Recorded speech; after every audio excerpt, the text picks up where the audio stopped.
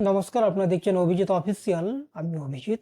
আপনারা নিশ্চয়ই দেখেছেন যে রাজ্য বিজেপির বিভিন্ন নেতানেত্রীরা কিছুদিন যাবৎ বলাবলি করছেন যে 2026-এ পশ্চিমবঙ্গে বিধানসভা ভোটে ওনারা জয়লাভ করবেন এবং তৃণমূল সরকার পরাজিত হবে। তো পরিবর্তন আসন্ন এটা ওনারা বারবার বলছেন এবং তার জন্য বিভিন্ন জায়গায় ওনারা জনসভা করছেন, রথযাত্রা বের করছেন।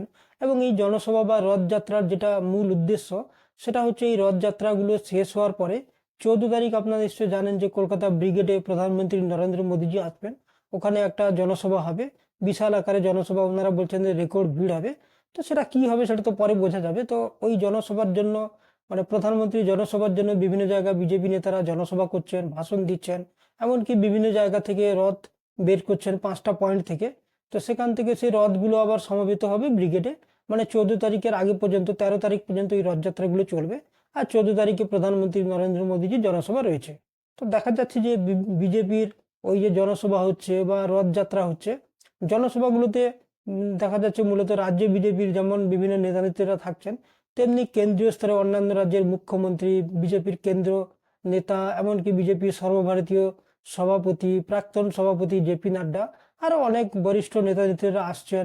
তারা বিভিন্নভাবে ভাষণ দিচ্ছেন, কিন্তু ভাষণ দেওয়ার ফলে একটা জিনিস দেখা যাচ্ছে যে এর আগে যখন 2021, 2019 বা 2024-এ বিজেপির যেসব বড় বড় নেতানেত্রীরা জনসভা করতেন, সেখানে যে ধরনের ভিড় বা জনসমাগম হতো, এই দেখা যাচ্ছে যে জনসভাগুলো যেখানে বিজেপির কেন্দ্রীয় নেতারা উপস্থিত থাকতেন, সেখানে কিন্তু অধিকাংশ জায়গায় একদম চেয়ার ফাঁকা থাকছে।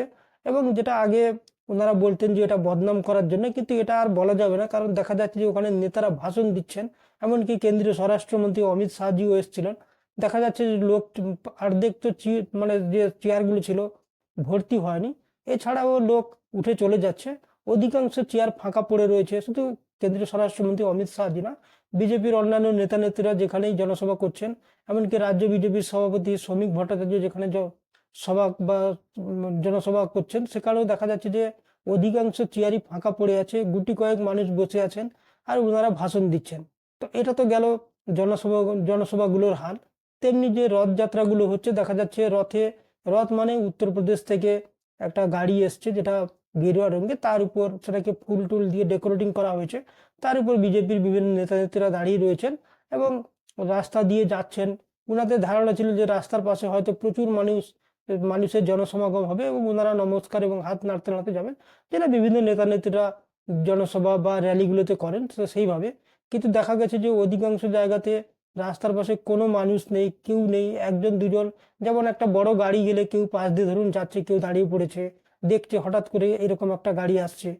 তো দেখা যাচ্ছে যে শুভেন্দু অধিকারীও নন্দীগ্রামে একটা রথযাত্রায় যাচ্ছিলেন, কোনো মানুষ নেই, একজন দুজন বাইকে যাচ্ছেন, তাদেরকে নমস্কার করছেন। তো তেমনি দেখা গেছে যে শ্রমিক বাবু বা আরো যারা সুকান্ত বাবুরাও রথে যাচ্ছেন, কোথাও কোনো জনসমাগম নেই, কিন্তু ওনারা সেই ফাঁকা রাস্তা দিয়ে রথ চালিয়ে যাচ্ছেন, হাত নাড়তে নাড়তে যাচ্ছেন, কিন্তু সেই হাত নাড়া দেখার মতো কোনো লোক নেই। নমস্কার করছেন কিন্তু কোনো মানুষ নেই। তো এটা নিয়ে বিভিন্ন রাজনৈতিক মহলে জল্পনা কল্পনা চলছে যে বিজেপির এই জনসভাগুলো, মানে জনসভা যেগুলো হচ্ছে বা রথযাত্রা হচ্ছে, দেখা গেছে যে বিজেপি এর আগে যেসব সভা সমিতি করতো, যেমন 2019-এ, 2021-এ, 2024-এ, তাতে কিন্তু এর থেকে অনেক বেশি জনসমাগম হতো। এখন লোক একদম হচ্ছে না কেন? তাহলে কি বিজেপির সমর্থক সংখ্যা কমে গেছে, না বিজেপি সেভাবে লোক জোটাতে পারছে না? তো এটা নিয়ে বিভিন্ন মহলে বিভিন্ন মত রয়েছে। যেমন কিছু মানুষ বলছেন যে এই এসআইআর এর ফলে যেভাবে মুসলিমদের নাম বাদ দেওয়ার কথা বলে বিজেপি হিন্দু মানুষদের মধ্যে, যারা উগ্র মুসলিম বিরোধী, তাদের মধ্যে একটা উত্তেজনা সঞ্চার করেছিল। কিন্তু দেখা গেছে যে মুসলিমদের থেকে হিন্দুদেরই নাম বেশি বাদ পড়েছে। এবং দেখা গেছে যারা জেনুইন ভোটার, দেখা যাবে পরিবারে 5 জন, তাদের একজনের নাম বাদ পড়ে গেছে। কারোর দেখা যাবে 4 জনের পরিবারে 3 জনের নাম বাদ চলে গেছে, একজনের নাম রয়ে গেছে। এবং এটা অধিকাংশ হিন্দু যারা জেনুইন ভোটার, দেখা যাবে এই পশ্চিমবঙ্গের মানে আদি বাসিন্দা যারা, বাংলার মানে ভারতবর্ষের আদি বাসিন্দা, তাদেরই নাম কাটা গেছে। বা এই যে লজিক্যাল ডিসক্রিপেন্সির নাম করে তাদেরকে অ্যাডজুডিকেশনে ফেলে দেওয়া হয়েছে। এবং বারবার কিছু কিছু মানুষ একবার দুবার তিনবার করে ডকুমেন্টস দিয়েছে, তারপরেও তাদের নাম অ্যাডজুডিকেশনে ফেলে দেওয়া হয়েছে। সেটা বিজেপি হতে পারে, টিএমসি হতে পারে, সবাই যে তাদের যারা এই হয়রানির শিকার হয়েছেন টিএমসি সমর্থক তা তো নয়, সেটা বিজেপিরও সমর্থক হতে পারে। তো এক শ্রেণীর মানুষ কিন্তু এর প্রতি অত্যন্ত রুষ্ট হয়েছে। এবং শুধু বিজেপি না, ধরুন একজন পরিবারের যদি কেউ হয়, তার যদি সে যদি জানে যে তার ভাইয়ের পরিবারে এরকম হয়েছে বা তার বোনের পরিবারে বা তার মামার বাড়ির কেউ এরকম হয়েছে, তো সে স্বাভাবিক ব্যাপারে কিন্তু তার নির্বাচন কমিশনের উপর বিরক্তির থেকে বেশি রাগটা উঠেছে বিজেপির উপর। তার কারণ হচ্ছে বিজেপি নেতারাই প্রথম থেকে এসআইআর করতে হবে চিৎকার করছিল।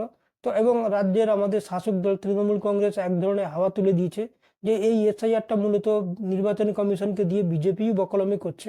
ফলে সাধারণ মানুষের কিন্তু যত রাগ বা ক্ষোভ অভিমান সব কিন্তু বিজেপির উপরই পড়ছে বলে মনে করা হচ্ছে, এবং তার ফলস্বরূপ দেখা যাচ্ছে মুসলিম মানুষরা তো এমনিই বিজেপি জনসমাগমে আসেন না, যেসব জনসমাবেশ হয় বা রথযাত্রা হয়, কিন্তু হিন্দু মানুষের উপস্থিতি কিন্তু একদম নেই বললেই চলে। এর থেকে তো সাধারণ পাড়ার যেসব মিছিল মিটিং হয় তাতেও মনে হয় বেশি লোক হয়, কারণ রথযাত্রাগুলোতে যেভাবে দেখছি লোকের কোনো উৎসাহ নেই, কিছু নেই। তো এখান থেকে মানুষ মনে করছে যে মানুষ এই এসআইআর ফলে এতখানি হিন্দু সম্প্রদায়ের মানুষও বিরক্ত হয়ে গেছে যে বিজেপি থেকে মুখ ফিরিয়ে নিচ্ছে। তারপরে দ্বিতীয় আরেকটা যেটা কারণ এটা বলা হচ্ছে যে বিজেপি মানে 2019 বা 21 বা 2024-এ তারা মুসলিম বিরোধী ছিল ঠিকই, কিন্তু একদম উগ্র মুসলিম বিরোধী বা হিন্দুত্ববাদী রাজনীতি কিন্তু করছিল না, যেটা শুভেন্দু অধিকারী 2024-এর পর থেকে শুরু করেছে। এতে ফল হয়েছে কি, কোনো মানুষ আর বিজেপির সমর্থনে সামনে আসতে পারছে না। হয়তো ভোট দেবেন বা বিজেপির সাপোর্টারও রয়েছেন, কিন্তু সামনে আসতে এই কারণে পাচ্ছেন না। তার কারণ হচ্ছে অনেকের দেখা যাবে যে ব্যবসা রয়েছে, বাণিজ্য রয়েছে, সেখানে তাদের মুসলিম ভেন্ডার রয়েছে বা মুসলিম কাস্টমার রয়েছে। ওনারা ভয় পাচ্ছে যে বিজেপির এই ধরনের উগ্র মুসলিম বিরোধী লাইনের ফলে ওনারা যদি তাদের সমর্থনে রাস্তায় নামেন, তাহলে কিন্তু তাদের সেসব মুসলিম কাস্টমার হারাতে হতে পারে, মুসলিম মানুষের সঙ্গে ব্যবসা করা প্রবলেম হতে পারে। তো সেক্ষেত্রে তারা কিন্তু কেউ আর ভয়ে এই নিজেদের গায়ে সাম্প্রদায়িক তকমা লাগানোর ভয়ে কেউ কিন্তু আর বিজেপির সমর্থনে রাস্তায় বেরোচ্ছে না। হতে পারে হয়তো তারা ভোট দেবে, কিন্তু বিজেপির সমর্থনে কিন্তু কেউ রাস্তায় বেরোচ্ছে না, কারণ তার গায়ে কিন্তু একটা সাম্প্রদায়িক তকমা লেগে যাবে। কারণ আলটিমেটলি প্রত্যেকটা মানুষ চায় যে তাদের যে ব্যবসা চলছে সেটা যেই হোক, সে হিন্দু হোক, মুসলিম হোক, খ্রিস্টান হোক, যেই নেবে তার কাছ থেকে মুনাফা কিন্তু তার কামানোটাই উদ্দেশ্য।